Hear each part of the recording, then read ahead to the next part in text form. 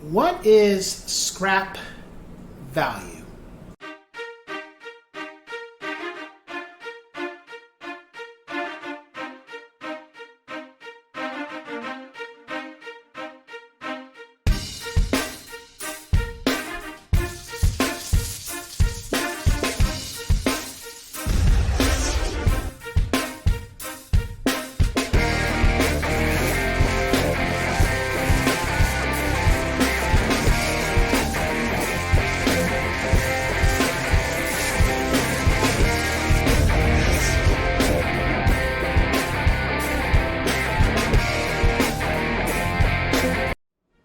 What's going on, ladies and gents in Cyberland? Coming back to you with another educational video. And this time we're going to be discussing another form of value. We already did insurable value. So now we're going to go on to scrap value. What exactly is that? Well, scrap value is a situation where a property is being sold. However, there's things that are on the property that are literally going to be disposed of, but they're being disposed of as in being destroyed, being converted, and the value of it is going to be given to whoever's purchasing it. A good example would be something like metal material. So let's say, for example, a property had a lot of natural resources on it, such as a metal coverage, such as a outside deck that had a metal covering. That would be considered some type of value, and that would be considered scrap. Another example could be the wood. If it's still good for the property, that can be sold off. Another example is the type of floors. If the floors were made out of a certain type of marble and they can be removed without destroying them, or the cabinetry, that would be considered scrap too. The same thing can be said for maybe the chimney that was installed, the parts of the chimney, same thing. Now, don't get me wrong, I don't think a toilet would be considered scrap. However, I don't know, but maybe the faucets, if they were made out of gold, if there was a bunch of things in the home that were made out of gold, those things could be considered scrap. And if they're going to be broken down and sold off, that would be part of the same thing.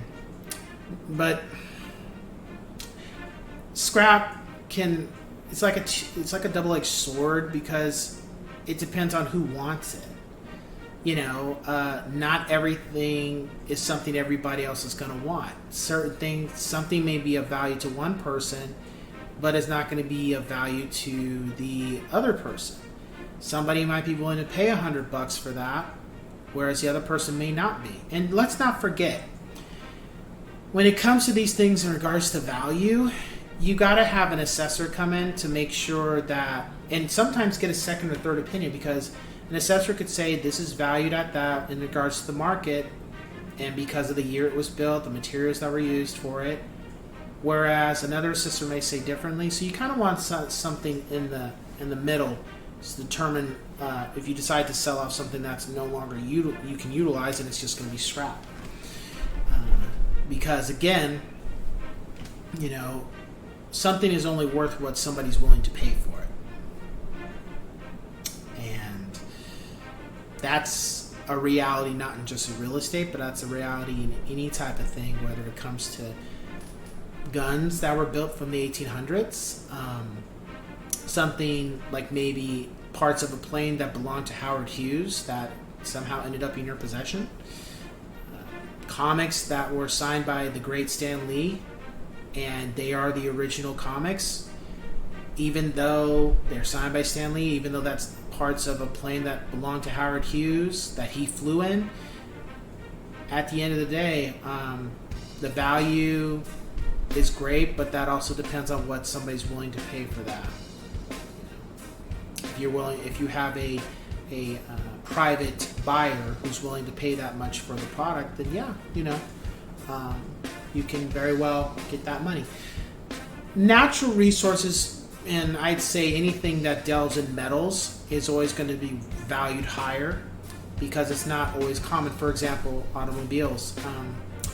Cars that were built from the 1920s and 30s and the 40s are worth more than cars that are now. Why? Because the materials used to build those cars are no longer being used, and they cost exuberantly more to make a replica of that car from that time frame if you try to build it today.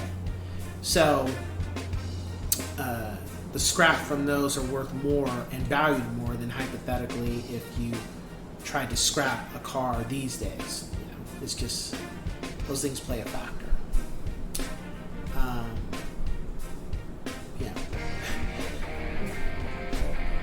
So anyway, that's that. So if you guys have any questions, feel free to contact me. But otherwise, I will catch you guys in the next one.